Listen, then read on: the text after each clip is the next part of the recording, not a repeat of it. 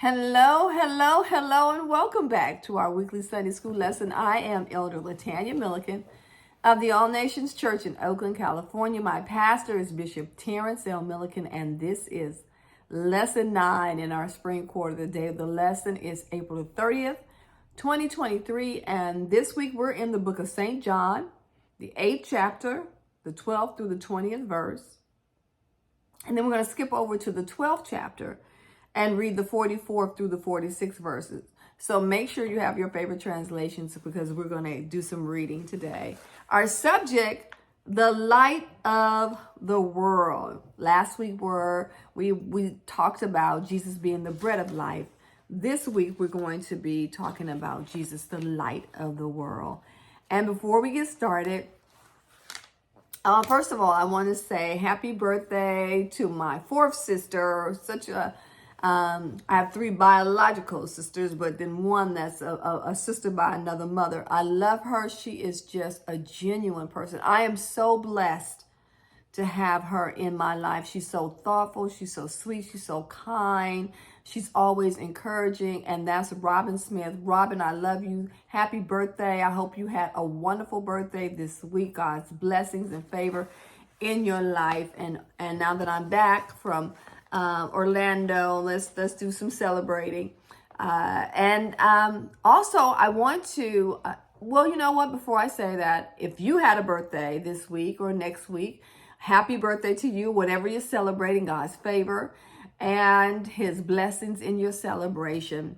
Want to say thank you to everyone who was praying for my other sister, Carla LaMelle. She's on her way to recovery. She's doing well, or she's doing better, should I say. Carla, you don't know how many people were praying for you. I tell you, I ran into folks who asked about you, and this is, I was praying for her every day. And so it's good to be loved, it's good to be appreciated, and it's good to be thought of. And so when you're good to people, then they love you back. And so we're glad that you're doing better. With that said, and speaking about appreciation, I went to Orlando, Florida for the National Achievers Conference for JP Morgan Chase, and I had an amazing time. In fact, the more I talk about it, the more I realize such a good time I had. And it's good. Again, it's good to be appreciated. It's good to be recognized for your accomplishments. And all I want to do now is go back again next year, but bring more people along with me. So I had a safe trip, wonderful time. And so I thank God that I'm back home. And you know what? And I ran into 2 people who view our Sunday school lesson and was encouraging. I was like so happy. So you just never know who is listening in. So God bless you, and I appreciate you acknowledging me way down in Orlando, Florida. People will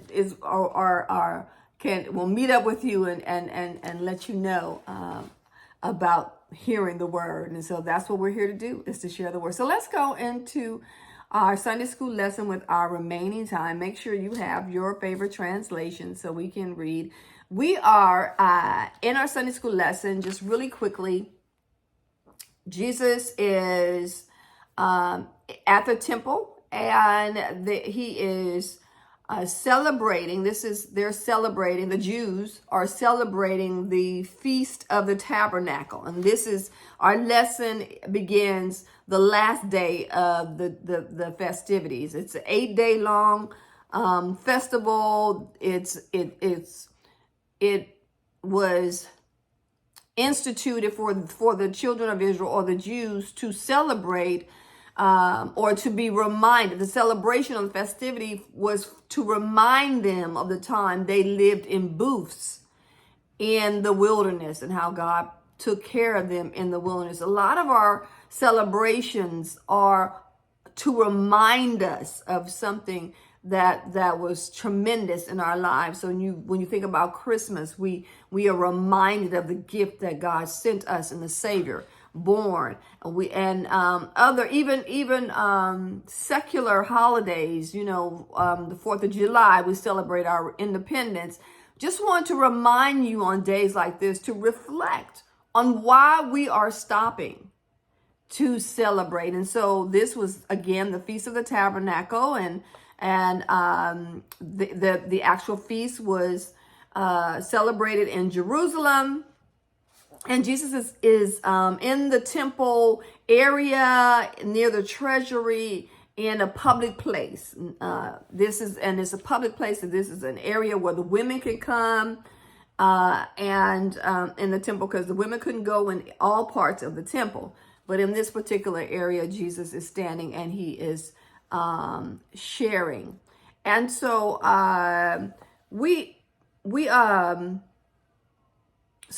more about the festival of the tabernacle again. So the men would have to build booths, and these booths were made out of leaves and branches, and they were about as they extended. They were like a booth. If you think about let's just say a bus stop. Well, you used to have bus stops that have the covering.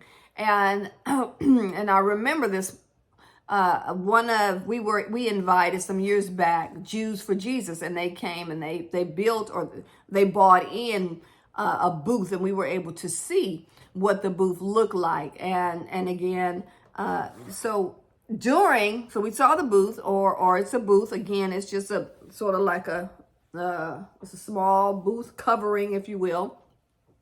But during the ceremony, they had the ceremony of water, where the priests would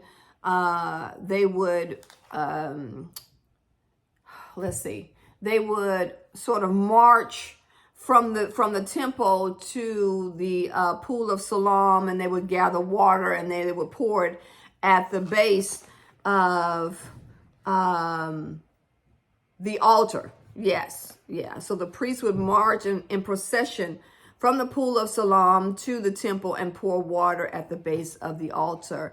And then there also was the festival of the lights, the torches. They would have torches, and these torches would represented the pillar of fire while they were in the wilderness. And so this is so all of this kind of entailed the festivities and some of the things that would happen during the festival of the tabernacle, or the feast of the tabernacle. And so let's just go into our reading so we can get started, now that I've kind of given you where Jesus was in this time frame in our lesson. Again, if you have your favorite translations, let's just go to St. John, the 8th chapter, and we're going to begin reading at the 12th verse. Later, Jesus said to them again. Oh, that's not it. Sorry. That's the end. Let's go back here. And Jesus spoke to the people once more. I am the light of the world. If you follow me, you won't have to walk in darkness, because you will have the light that leads to life. The Pharisees replied, you are making those claims about yourself. Such testimony is invalid. Jesus told them, these claims are valid even though I make them about myself. For I know where I came from and where I'm going. But you don't know this about me. You judge me by human standards, but I do not judge anyone. And if I did, my judgment would be correct in every respect, because I am not alone. The Father who sent me is with me. Your own law says that if two people agree about something, their witness is accepted as fact. Verse 18. I am one witness, and my Father who sent me is the other. Where is your Father? They said. Jesus answered, since you don't know who I am, you don't know who my Father is. If you knew me, you would also know my Father. Verse 20, Jesus made these statements while he was teaching in the section of the temple known as the treasury. But he was not arrested because his time had not come. Now we're going to skip over to St. John, the 12th chapter, and we're going to read the 44th through the 46th verse. Jesus shouted to the crowds, "If you trust me, you are trusting not only me, but also God who sent me. For when you see me, you are seeing the one who sent me. I have come as a light to shine in this dark world, so that all who put their trust in me will no longer remain in dark." So let's talk about that lesson. Let's talk about what is happening here, okay? So again, Jesus is in the temple, and he is teaching, and there is a crowd. Before we go into the lesson, let's just talk about evil. Okay, so evil is darkness shutting out the opportunity to see good. God is the source of the light that exposes evil. Jesus is that light in person, exposing the evil of the world, pointing the way to God. As when you think about it, as fallen humanity, we live in a world under Satan's sway. And so, but ultimately it's in God's control. But evil is prevalent everywhere. Evil is darkness. And when you think about evil, and I looked it up, evil, profoundly immoral and wicked, embodying or associated with the forces of the devil, a supernatural force, a manifestation of profound immorality and wickedness, especially in people's actions. We live in a dark world. In many nations, darkness is so great, the forces of evil prevail. Now think about that. Now I want you to really think about, we're all different. We all have different backgrounds. We all live in different areas. But when you think about evil, what do you think of? And I really want you to think about this. Now think about, we don't tend to contemplate or meditate, if you will, on evil. I mean, who really wants to? But think about evil. When you think about evil, what comes to mind when you think about evil? Think about it. I mean, really, I want you to think about it. I don't really have a lot of seconds to give you, but I really want you to really think about evil. And I looked up, of course, I Googled, what is the evil thing in the world? And I got caught up almost 35 minutes reading people's comments on what they thought evil was. And at the end, I just started weeping. But some folks say evil is child abuse. Others say sexual abuse. Some say greed. Others say war. Some say human trafficking. Some say hatred. Imposing your will on the vulnerable. I think that's evil. I think evil comes in the form of leadership in a country or place not allowing people to eat and have the necessities. I was watching a news flick on, I won't say this area of the globe where people are just leaving by the thousands, just trying to get out because they can't eat. There's no food. It's just, if you really open up your eyes to what is happening in other places, there is evil, and it's there, and evil can become dark. There's darkness in the world as well. So with that said, I mean, what would you consider this dark? Like, what would be dark? There are some things you read about that are just so evil and so dark. But how often do we think about that? right? So this lesson is to help us to understand that we live in a dark world. But Jesus came to bring light to the world. He is the light of the world. So in our lesson, Jesus is having a conversation, and he's saying that he is the light of the world, and in saying that he's the light of the world, he's claiming deity. And so the Pharisees are there, and they're challenging him. And he understands, Jesus understands that the Jewish law says you need 2 witnesses, and when there's 2 witnesses, then the case is established.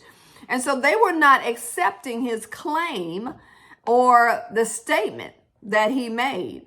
And because, one, he had no supporting testimony, that he was standing there alone, so he didn't have someone to witness. So he was standing there alone, and they said, well, we don't have to agree with you. We could dismiss what you're saying because you have no witness. There's no one around you to collaborate what you're saying. And so Jesus could bear witness of himself. He says, I can bear witness of myself because I always tell the truth. But see, in that day, everyone was considered a liar. So that's why you had, not everyone, that's a strong statement to say everyone was considered a liar. But many people were considered a liar. And so you needed a witness to confirm what you were saying. But because they had no knowledge of Jesus' origin, they had no knowledge of that he had come from heaven, that he had come from the Father, and that he was going to return to the Father. And that the lesson is showing us that they judged him by what they saw, and they judged him by what they heard. They were judging him from a human perspective because they didn't understand who he was, and they was not trying to understand who he was. So they judged after the flesh, right? And external things by human standards, not by the concepts that God views them. And so I want to read something to you real quick out of the Sunday school lesson that kind of stood out. It's the scripture from Isaiah. Isaiah wrote concerning the coming Messiah, and he shall not judge after the sight of his eyes, neither reprove after the hearing of his ears, but with righteousness shall he judge. A righteousness shall be the girdle, and righteousness shall be the girdle of his loins, and faithfulness the girdle of his reins. And that's Isaiah 3:5. And so Jesus is sharing with them that he does not judge. He don't have to judge because he has someone that's going to judge with him, and that they judged him because of their appearance. And so when they says, well, where's your witness? And so Jesus said, well, he bore witness of himself and his Father. He felt like, well, if you need 2 witnesses, who would be better witness than me and my Father? And so they said, well, where's your Father? We want to interview him. We want to question him. And so again, they were thinking in human terms, and they rejected his claim. And so they really wanted to, because this was the last week of Jesus's life, and they really wanted to arrest him, but they didn't because it was in a public place. And at that particular time, many people were believing, and many believed, and even some of the rulers believed. So he said really loudly, he that believeth on me. Let me just read this because I read it already. Jesus cried out and said, he that believeth on me, believeth not on me, but on him that sent me. And he that sent me seeth him that sent me. I am the light into the world, that whosoever believeth on me shall not abide in darkness. And that darkness will not stumble, will not fall. That's the darkness that we're talking about. So Jesus is the light of the world. Evil has come into the world to bring darkness, but Jesus himself is the source of that spiritual light. And so that's the high level view of our lesson. Let me just give you the aim and the facts of the lesson. The fact of the lesson is to examine passages which Jesus proclaimed himself to be the light of the world. The principle is to show that Jesus is indeed the light of the world. The application is to challenge believers to walk in Jesus's light. Let's see. Events unfolding in the world today remind us that we are living in a very dark place. Sin is rampant, and the sad results of sin is everywhere to see. Man, with all his science and technology, still wanders in the night without the purpose of hope. 2,000 years ago, Jesus announced, I am the light of the world, offering hope to a world in despair. Let's anticipate next week. We're running out of time, so let me get you ready. One of John's most heartwarming portraits of Jesus shows him to be the good shepherd. He offers guidance to protect to those who are the sheep of his flock. So next week, Jesus is the good shepherd. Yep, John, the 10th chapter. So if you read that, you'll be ready for next week. I hope you enjoyed our lesson. Please share it, like, and comment. God bless you until next week.